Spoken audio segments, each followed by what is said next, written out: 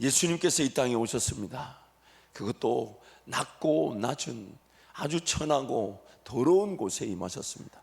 만약 말 구유보다 더 더럽고 더 연약하고 더 천하고 더 비참한 곳이 있었다면 우리 예수님은 거기에 임하셨을 것입니다. 왜냐하면 단 한 명의 영혼이라도 예수님이 만나지 못할 사람이 없도록, 예수님이 어떤 형편에 있든지 간에 어떤 삶의 순간에 있든지 간에 예수님이 찾아가 주시고 예수님이 만나 주시고, 예수님이 그 넉넉히 이기게 하시지만 지금 그 어려운 그 순간, 그 비참하고 어리석고 미련하고 또한 위기 속에 세상에서 버려진 것 같고 더 이상 산 소망이 없고 희망이 없는 자들에게도 내가 너의 상황을 잘 안다 하시면서, 내가 너의 아픔을 잘 안다 하시면서 그 순간의 눈물을 닦아주시고 그 순간의 아픔을 위로해 주시며 우리와 함께 동행하시기 위해 가장 낮은 곳, 가장 연약한 곳, 가장 아픈 곳, 가장 힘든 곳, 가장 어려운 곳에 임하신 것입니다.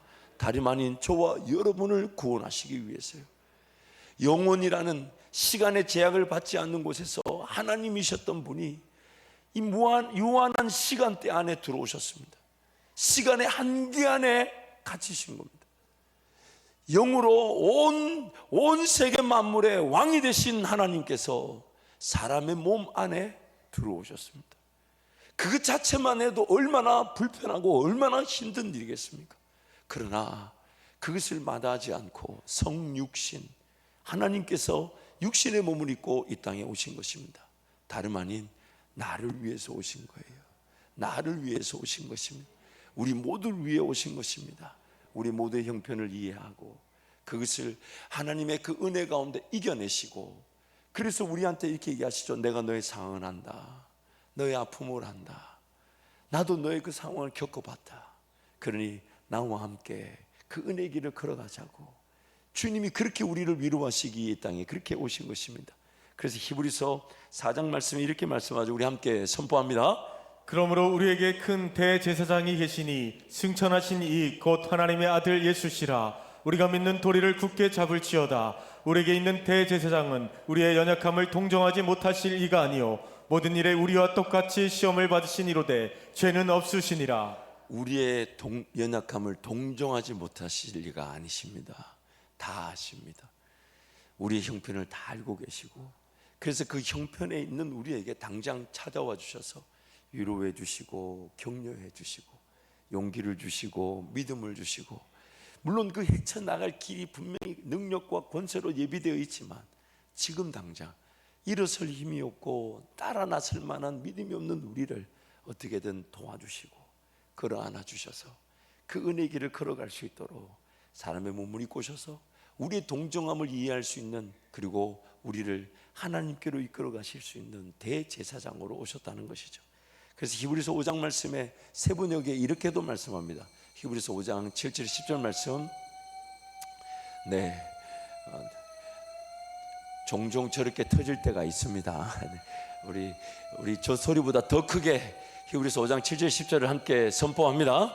예수께서 육신으로 세상에 계실 때에 자기를 죽음에서 구원하실 수 있는 분께 큰 부르짖음과 많은 눈물로써 기도와 탄원을 올리셨습니다. 하나님께서는 예수의 경외심을 보이시어서 그 간구를 들어주셨습니다. 그는 아드님이시지만 고난을 당하심으로써 순종을 배우셨습니다. 그리고 완전하게 되신 뒤에 자기에게 순종하는 모든 사람에게 영원한 구원의 근원이 되시고 하나님에게서 멜기세덱의 계통을 따라 대제사장으로 임명을 받으셨습니다. 아멘.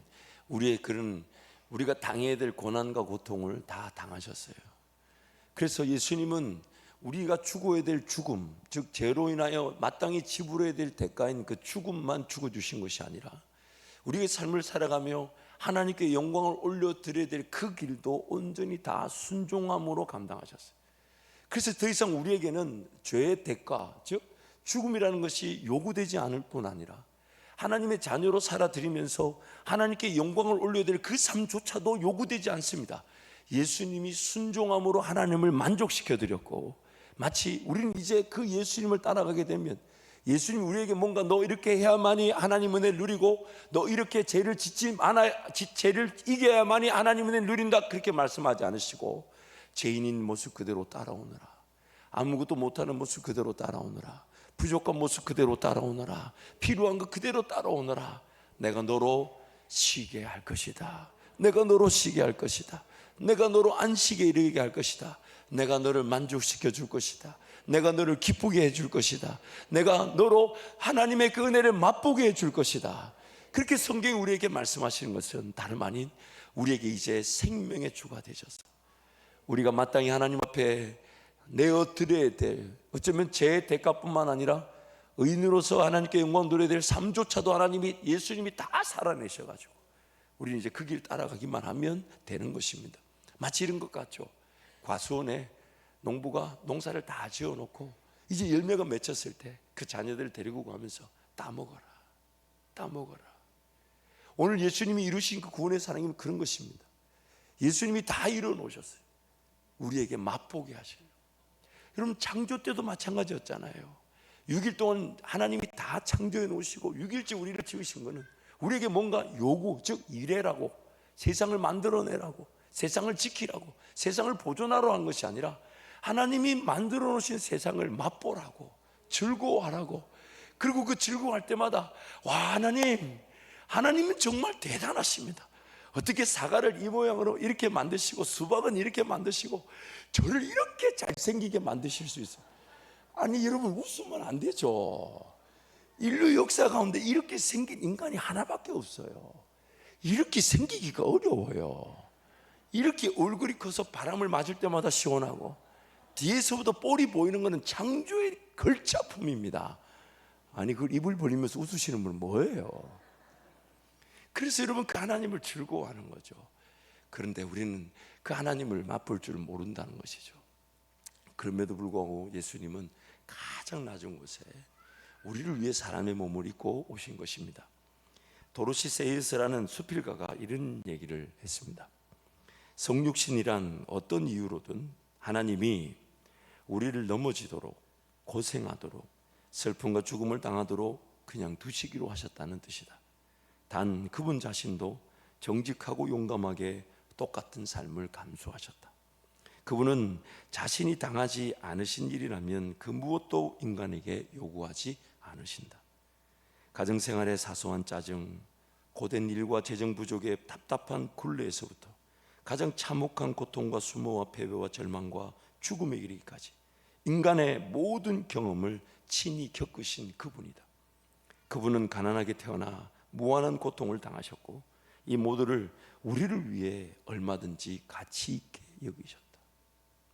만약 오늘 저와 여러분의 인생의 문제에 하나님 개입하셔서 문제가 일어나지 않도록 하고 쓰러질 일을 쓰러지지 않게 만들고 고통당할 일을 고통당하지 않게 만들기로 하셨다면 예수님이 굳이 사람의 몸을 입고 오셔서 우리와 똑같은 수모와 고통과 패배와 낙담과 죽음을 당하지 않으셨을 것입니다. 그러나 예수님이 사람의 몸을 입고 오셔서 우리가 지금 당하고 있는 그 모든 고통, 고난, 어려움, 아픔을 심지어 죽음까지도 당해내셨다면 오늘 우리도 그런 고통과 고난이 없는 삶을 추구하기보다는 고통과 고난 속에서도 그 길을 걸어가신 예수님 때문에 오히려 더 놀라운 은혜를 누리게 되는 것이죠. 그러므로 그리스도인들의 삶의 문제는 왜 이런 고통이 있는가, 왜 이런 아픔이 있는가가 아니라 오히려 고통과 고난, 아픔과 어려움이 없는 삶을 추구하고 그저 편안하기를, 그저 평안하기를, 그저 좀 더 안정적이를 바라는 것이 우리에게 더 큰 문제가 되는 것이죠. 그러나 인생이 피할 수 없는 문제, 어려움 속에서 그 문제가 크게 치달을 때 더 이상 내 힘으로 이 문제를 이겨낼 수 없고 이 아픔을 극복할 수 없고 이 어려움을 이겨낼 수 없을 것 같아, 나는 이제 끝났구나 할 때에, 그러나 그 문제가 극에 달할 만큼 큰 문제라 할지라도, 아무리 어려운 문제라 할지라도, 아픔이라 할지라도, 그래서 그 긴장감이 극에 달해서 정말 단 한순간도 호흡하기도, 숨을 쉬기도, 발걸음 한 걸음 내딛기도 어려운 상황이라 할지라도 그 긴장보다, 그 문제의 크기보다, 그 어려움의 크기보다 우리 예수님의 임재가 더 크게 나타날 것이며 우리 예수님의 도우심이 더 분명하게 나타날 것이며 우리 예수님이 우리와 함께 하심이 확실하게 드러나게 되는 것입니다. 그래서 오늘 시편 기자는 그렇게 고백했습니다. 사망의 음침한 골짜기를 다닐지라도 해를 두려워하지 않는 것은 주께서 나와 함께 하심이라. 주의 지팡이의 의와 막대기가 나를 안위하시나이다. 그러면 여러분, 인생에 문제가 있거나 어려움이 있을 때마다 왜 이런 일이 일어났을까? 왜 이런 게 나에게 생겨났을까? 하나님이 좀 막아주실 수 있지 않았냐? 물론 그러실 때도 있고 그렇지 않을 때도 있습니다. 그러나 그럴 때일수록 우리가 더 바라봐야 되는 것은 이 문제 가운데 예수님이 나와 함께하고 계시며, 이 어려운 가운데 예수님이 나와 함께하고 계시며, 이 문제를 넉넉히 이기도록 이끌어 주실 것이라는 그 기대감이 바로 신앙의 능력인 것이죠. 여러분, 우리가 우리 스스로 잘 알잖아요. 문제가 없고 좀 평안하고, 그래서 집에 융자금도 다 상환하고, 자식들도 또 집도 좀 갖추어 주고, 직장도 좀 생기고, 좀 그렇게 안정적인 날을, 사실 그런 날이 없어요, 그렇죠? 그런 날이 없는데 그거를 목표로 삼고, 그런 날이 되면, 그런 날이 됐다고 칩시다. 그러면 과연 오늘 이 성탄절 공휴일에 예배하러 올까요? 안 할까요? 물론 하나님께 기도하고 예배하게 하도록 하기 위해서 하나님이 문제를 일으키는 건 아니에요. 내 죄가, 내 욕심이, 내 정욕이 문제를 일으킨 걸 하나님이 어떻게든 그것을 해결해 주시지만, 우리는 좀 편안하다 하면 신앙생활 잘하지 않아요. 그렇다고 담임 목사가 여러분한테 문제가 일어나도록 기도하지는 않아요. 우리는 문제 어려움을 피할 수 없는데, 그런데 하나님은 오히려 그 문제 어려움이 왜 일어났는지, 무엇 때문에 일어났는지, 그리고 다시는 이런 일이 일어나지 않도록, 그러나 그것을 또 겪어내야만이 다음에 이런 문제가 또 일어나지 않도록 배우게 되고 주님을 의지하게 되니까, 그래서 지금 예수님이 그 문제를 해결해 주시는, 제거해 주시는 것이 아니라 문제의 자리에 나와 함께 서 계신 겁니다. 나와 함께. 그래서 아우슈비츠 수용소에서 죽어가던 유대인들이 벽에다 그렇게 썼다잖아요. 하나님의 백성인 우리를 하나님 왜 이렇게 내버려 두십니까? 하나님 어디 계십니까? 그랬더니 그 다음 어떤 사람이 그 밑에다 답을 적었잖아요. 지금 우리와 함께 고통 중에 계십니다. 다니엘의 세 친구가, 사드락, 메삭, 아벳느고가 신상에 절하지 않으면 그 풀무불에 던져진다 했을 때 그들의 고백이 뭡니까? 심지어 그 풀무불이 이전보다 7배가 더 뜨거워져서 그들을 던지는 병사들이 불에 타 죽을 만큼 뜨거운 불이 되었을 때다 되었지만, 그들의 고백은 하나님께서 저 풀무 가운데 우리를 건지시겠지만 그리 아니하실지라도. 근데 우리는 항상 바라기를 풀물을 꺼주기를 바라시잖아요. 불을 확 꺼주기를 바라시는 거 아니에요? 하나님 뭐 하십니까? 콧바람 한 번만 불어주시면. 근데 하나님 어떻게 하셨어요? 어떻게 하셨어요? 오히려 그들의 신앙이 더 멋있게 드러날 만큼 그들이 풀무불에 던져졌지만, 그 왕과 신하들이 똑똑히 풀 만큼, 우리가 던진 사람은 3사람인데 저 안에 4사람, 그리고 그 한 사람은 하나님의 아들, 신의 아들과 같다. 그래서 사드락과 메삭 아벳느고를 불러냈을 때 사드락과 메삭 아벳느고는 머리카락 하나 닿지 않으셨어요. 그래서 어떤 학자가 이렇게 그 주석을 달아놨어요. 우리 예수님은 사드락과 메삭 아벳느고와 함께 그 풀무 가운데 계셨고 지금도 우리의 인생의 풀무 가운데서 우리와 함께하고 계십니다. 왜냐하면 사드락과 메삭과 아벳느고만 나왔고 예수님 아직 나오지 않으셨다는 거예요. 오늘 우리 인생 마찬가지입니다.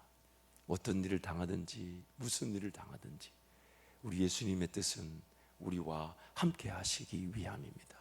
그래서 임마누엘, 하나님 우리와 영원히 함께 하시다, 그것이 바로 우리 예수님의 이름이 된 것입니다. 사랑하는 성도 여러분, 예수님께서는 우리 인생의 모든 문제를 다 알고 계십니다.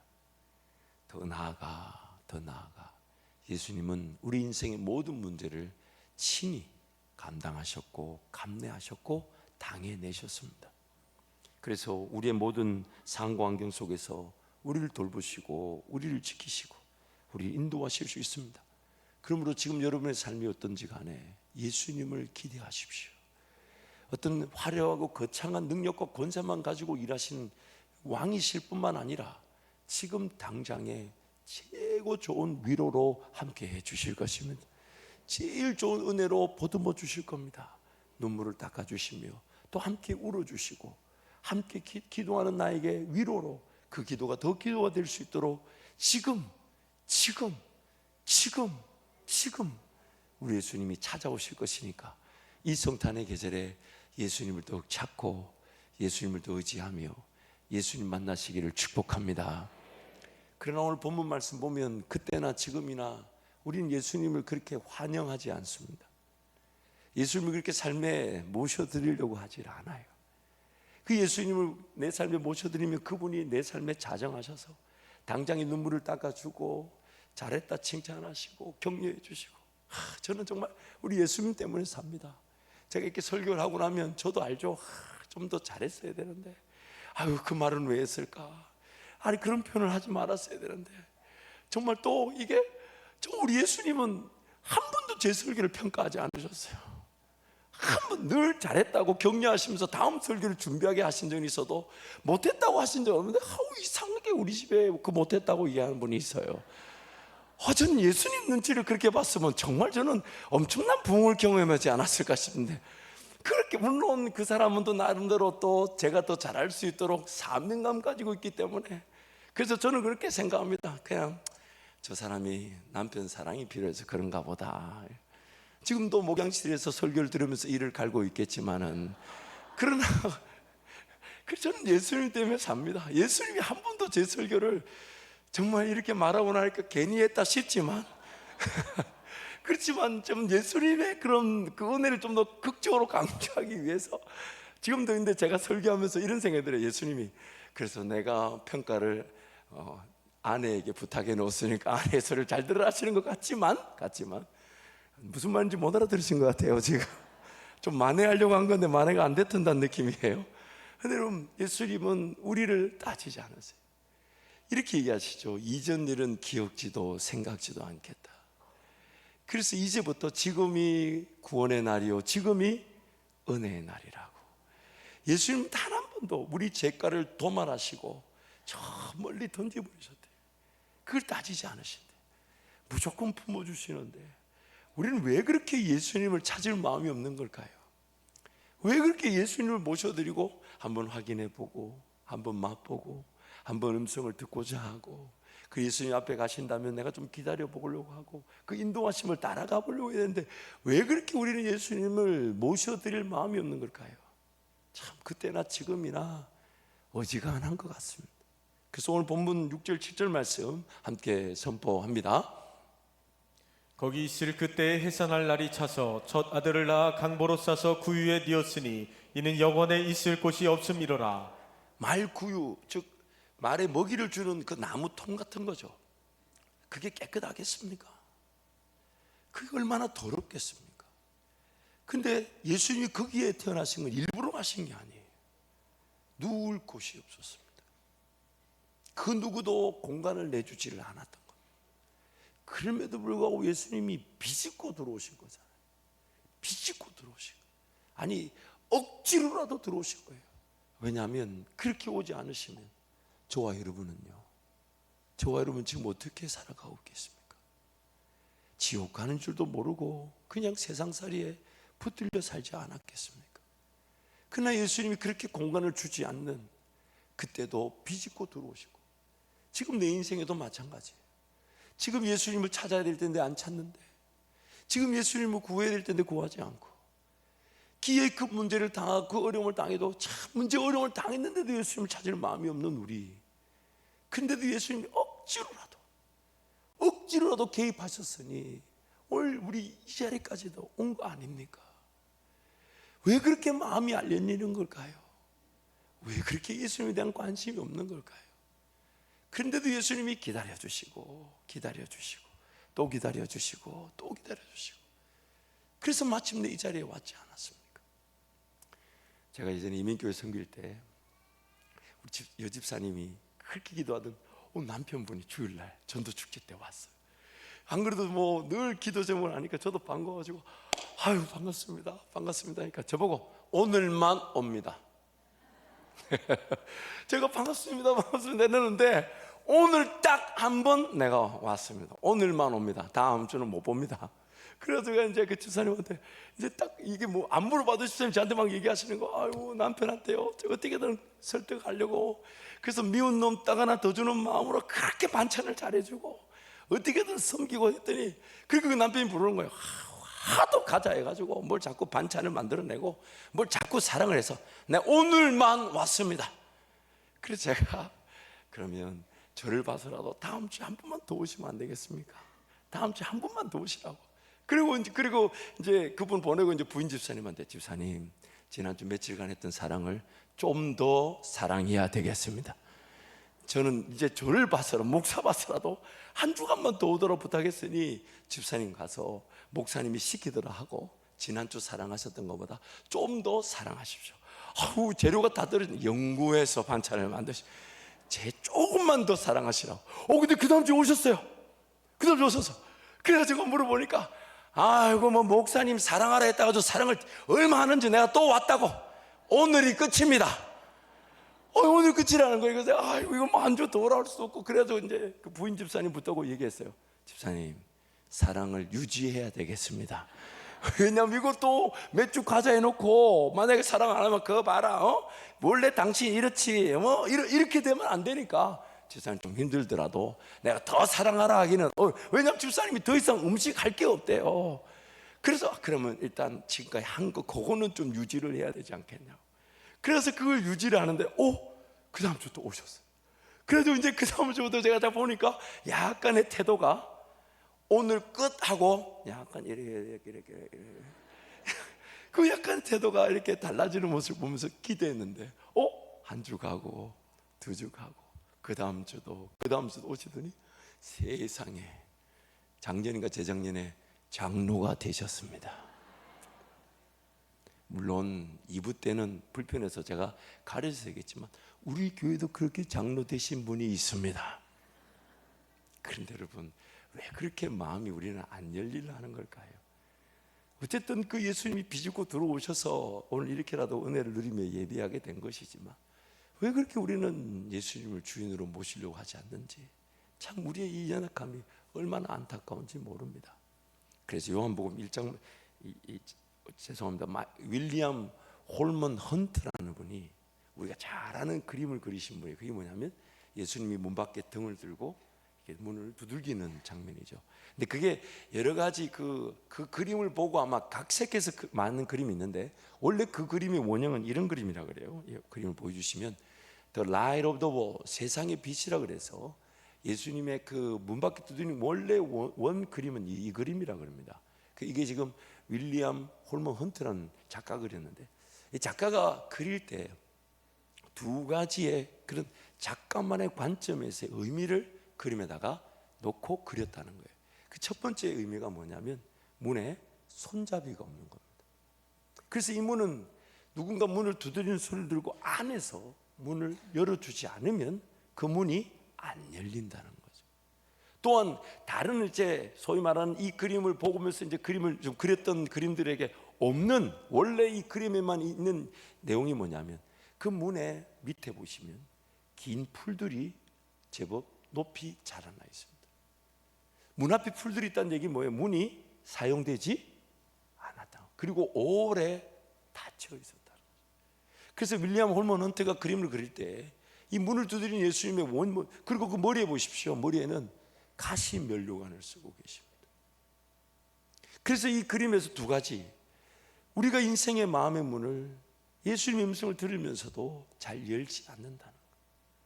그리고 얼마나 열지 않았으면 내 인생의 문이 작동이 되지 않아 그 앞에 풀들이 길게 자라는 만큼 과연 그게 예수님이 두들겨 주지 않으셨다면 문일까 싶을 정도로 그 긴 풀들이 이렇게 자라나 내가 예수님을 받아들이려고 하지 않는다는 거예요. 예수님을 영접하려고 하지 않고 그냥 그 문을 걸어 잠그고 그 내 인생의 한계 안에 그저 내가 할 수 있는 혹은 세상 사람들이 살아가는 그 방식으로만 살아가려고 한다는 겁니다. 내가 예수님을 모셔드리게 될 때 그분이 만왕의 왕이 되어주시고 만유의 주가 되시고 목자가 되셔서 어디가 푸른 초장인지, 어디가 푸른 시냇가인지, 맑은 시냇가인지, 내 인생에 필요한 지혜는 뭔지, 능력이 뭔지 그걸 보여주시고 그 길로 인도하시며 그게 믿어지게 하시고 더 예수님 따르도록 도우시기를 원하는데 우리가 그 문을 열려고 하지 않는다는 거예요. 그래서 요한계시록 3장 20절에 이렇게 말씀하셨죠. 함께 선포합니다. 볼지어다 내가 문 밖에 서서 두드리노니 누구든지 내 음성을 듣고 문을 열면 내가 그에게로 들어가 그와 더불어 먹고 그는 나와 더불어 먹으리라. 아멘. 누구든지 내 음성을 듣고 내가 문 밖에 서서 두들기노니, 내 문 밖에서 두들기노니, 내 마음의 문을 계속 두들기노니 포기하지 않으시죠. 누구든지 내 음성을 듣고 문을 열고 그럼 내가 그에게 들어가 내가 그와 더불어 먹고 그는 나로 더불어 먹을 거라고. 그래서 요한계시록에 예수님이 이렇게 얘기하시죠. 어린 양의 혼인잔치에 청함을 받아 그 잔치의 맛을 보는 자들이 복이 있도다. 어린 양 대신 예수님이 어디로 인도하시든지 간에 그 예수님을 따라가 그 예수님과 함께 그 잔치. 그러므로 오늘 예수님이 우리를 부르시는 것은 다름 아닌 그 잔치에서 함께 먹자고, 함께 마시자고, 함께 즐거워하자고. 예수님이 내 도움이 필요하실까요? 예수님이 내 돈이 필요하실까요? 예수님이 내 능력이 필요하실까요? 아니요. 창조하셨을 때 그때처럼 지금도 예수님 그분 때문에 행복하고 예수님 주신 은혜에 감사하고 예수님 그분을 기뻐하고 예수님 그분을 즐거워하는 것. 우리가 하나님 앞에 드릴 수 있는 건 이거밖에 없어요. 감사함으로 기뻐하고 즐거워하고 찬양하고 고백하고 하나님 한 분이면 충분합니다. 그게 바로 우리 피조물인 저와 여러분이 하나님 앞에 드릴 수 있는, 우리 예수님께 드릴 수 있는 그거밖에 없는데 그걸 안 하려고 그래요. 지금 그럴 시간이 없어. 문을 꽁꽁 걸어 잠그고 내 새끼부터 지켜야 되고 내 가정부터 지켜야 되고 내일 내가 해야 되고 내가 일 안 하면 누가 먹여주나? 누가 마시게 하나? 그렇지 않습니다. 나는 예수님의 백성이며 하나님의 자녀입니다. 결코 나를 포기하지 않으시고 나를 도우실 텐데 우리가 문을 걸어 잠그고 예수님을 모셔드리려고 하지 않더라는 것이죠. 그래서 예수님께로 달려나간 그게 바로 우리 진정한 성탄, 이 예수님의 태어나심에 우리가 누릴 복이 되는 것입니다. 요한복음 1장 말씀인데요, 우리 함께 선포합니다. 빛이 어두움에 빛이 돼 어둠이 깨닫지 못하더라. 이미 빛은 빛이었는데 저와 여러분이 너무 어두워서 우리가 그 빛을 깨닫지를 못한대요. 그래서 이어서 이렇게 얘기하죠. 9절부터 12절 말씀 함께 선포합니다. 참 빛 곧 세상에 와서 각 사람에게 비추는 빛이 있었나니 그가 세상에 계셨으며 세상은 그로 말미암아 지은 바 되었으되 세상이 그를 알지 못하였고 자기 땅에 오매 자기 백성이 영접하지 아니하였으나 영접하는 자 곧 그 이름을 믿는 자들에게는 하나님의 자녀가 되는 권세를 주셨으니. 아멘. 그러므로 이제 누구든지 마치 예수님이 내 인생의 문을 두들기실 때 그 예수님을 영접하듯 내가 어둠인 줄 알고 내가 갈 바를 알지 못하는 줄 알고 내 능력으로 삶이 사라지지 않는 줄 알고 내가 삶을 예측할 수 없다는 걸 알고 언제 어떻게 삶이 끝나 하나님 앞에 서게 될지 모른다는 그 진리 앞에서 어둠인 줄 알아서 빛 대신 예수님을 영접하듯 인정하고 모셔드리려고 하고 그분을 따르려고 하고 그분을 기다리려고 하고 그분을 만나려고 할 때 영접하는 자 곧 그 이름을 믿는 자들에게는 하나님의 자녀가 되는 권세를 주셨으니 그것이 오늘 우리가 이 땅에서 누릴 하나님의 은혜인 것입니다. 사랑하는 성도 여러분, 오늘 이 말 예배가 바로 예수님이 어제보다 오늘 더 강하게 우리 문을 두들기고 계신 거예요. 그러므로 여러분의 인생의 그 왕자에서 내려오셔서 예수님을 그 왕자에다가 앉히시도록 초청하면 어떨까요? 차라리 여러분, 종종 제가 이렇게 담임 목사가 되면서 그리운 때가 있다라면 여러 과거의 시간들이 있겠지만 저는 원로 목사님, 담임 목사님 계실 때 청년부 사회 갈 때가 제일 행복했어요. 왜냐하면 사역의 평가를 목사님이 다 막아주시니까 나는 저지르기만 하면 돼. 그리고 뭐 그때는 우리 죄송합니다, 우리 장로님들 계시지만 목사님하고만 대화가 되면 목사님이 알아서 해결해 주시고, 그래서 뭐 당에서 무슨 얘기가 있었는지 저는 전혀 모릅니다. 알고 싶지 않았어요. 왜? 내 권한 바뀌니까. 그러니까 지나고 보니까 그때가 행복해요. 담임 목사 되고 나니까 힘들어요. 이거 뭐 다 제가 책임을, 이런 자기네들이 벌린 것 같은데 책임은 나한테 지라는 느낌? 나는 내가 한 것 같지 않은데 결론적으로 문제가 터지면 내가 가서 무릎을 꿇어야 되고, 내가 가서 용서를 구해야 되고, 그래가지고 뭐 평상시 좋을 때는 막 목사님을 지켜야 된다, 목사님 보호한다 놓고 막상 일이 터지면 아무도 나를 지켜주지가 않아. 이거는 주님밖에 없어, 주님밖에. 그러니까 그때 그 청년부 목사 때, 와, 그때는 우리 목사님, 또 우리 목사님이 눈을 딱 쳐다보고 얘기하면 그게 무서우셨는지 굉장히 말을 잘 들어주셨어요. 그러니까 막 목사님, 우리 영한 목사님 설득하는 거는, 나는 죄송합니다, 너무 쉬웠어요. 목사님께 조금만 뭐 하겠다, 그게 뭐 제 개인의 일이겠어요? 그러니까 목사님 다 해보라고, 다 해보라고. 그래가지고 안 된 일이 무지하게 많았어요. 근데 책임을 지지 않으니까. 그래서 제가 담임 목사 된 다음부터 계속해서 주님께 맡겨드리려고, 주님이 결정하시도록, 주님이 책임지시도록. 왜냐하면 제가 다 책임을 질 수 없으니. 우리 인생도 마찬가지 아니에요? 여러분의 그 결정과 선택이라는 그 왕자에다가 주님을 앉혀 놓으십시오. 그러면 오히려 내가 더 행복합니다. 내가 더 즐겁습니다. 내가 더 역할을 더 잘할 겁니다. 더 안정감 있게 하죠. 왜요? 내 뒤에서 내 모든 걸 책임져 주시는 예수님이 계시니까.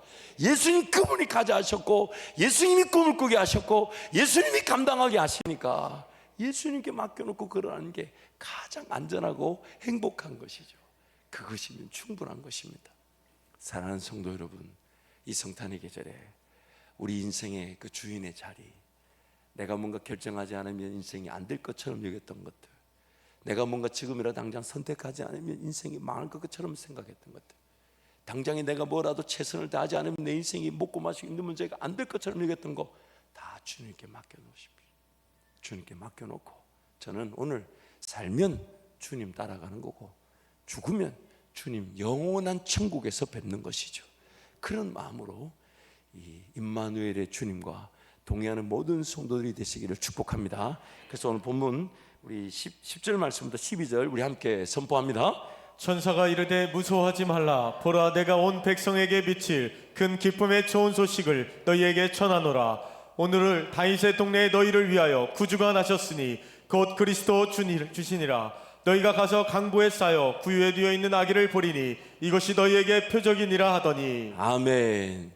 구유에 놓인 그 아기, 예수님이 우리에게 표적이 되고 기적이 되고 우리의 사인이 된답니다. 낮고 낮은 자리, 어떤 형편이 있든지 간에 주님은 반드시 그 형편에 이미 경험하셨던, 이겨내셨던 그 은혜로 우리와 함께 하시는 것이죠. 말씀을 정리하겠습니다. 그러므로 오늘 이렇게 한번 적용해 보면 어떨까요? 내 인생이 비참하고 어렵고 힘들고, 또한 보잘것없고 내세울 것 없고 자랑할 것이 하나 없는 말 밥통 같은, 구육 같은 인생이라도 우리 주님은 임하기를 원하십니다. 그 안에 들어오기를 원하십니다. 또한 지금 내가 뭔가 예수님께 공간을 내어드리는 것이 보잘것없어 보이고 부족해 보여서 시간이든 물질이든 마음이든, 또 그것이 헌신이든 희생이든 수고든 사랑이든, 그 모든 것들이 정말 요거밖에 안 되지만, 그래서 말밥통처럼 보이는, 가치 없는 것처럼 그거밖에 안 돼 보여도 우리 주님은 그 말구유에서, 말구유 같은 그런 아주 보잘것없는 자리에서부터 다시 시작하자 하십니다. 다시 시작하자 하세요. 내 인생을 끝까지 찾아오셔서 내가 지금 보잘것없는 그런 인생이라도 그 안에 임하기를 원하시며, 내가 지금 내어드린 공간, 내드린 시간, 내드린 물질이 보잘것없어도 거기에서부터 임재하셔서 다시 그 은혜의 길을 걸어가자 하시고 다시 능력의 길을 걸어가자 하시며 이 땅을 구원하셨던 역사를 시작하셨던 것처럼 우리와 다시 시작하기를 원하시는 것입니다. 그래서 오늘 본문 14절 말씀 우리 함께 선포합니다. 지극히 높은 곳에서는 하나님께 영광이요 땅에서는 하나님이 기뻐하신 사람들 중에 평화로다. 땅에서는 하나님이 기뻐하신 사람들 중에 평화로다. 오늘 예수님을 만나고 예수님과 동행하는 것은 다름 아닌 하나님이 우리를 창세전부터 선택하셔서 포기하지 못하시기에 우리에게 베푸신 사랑이라면 이제 그 사랑의 그 깊이와 넓이와 높이를 알아, 너비를 알아.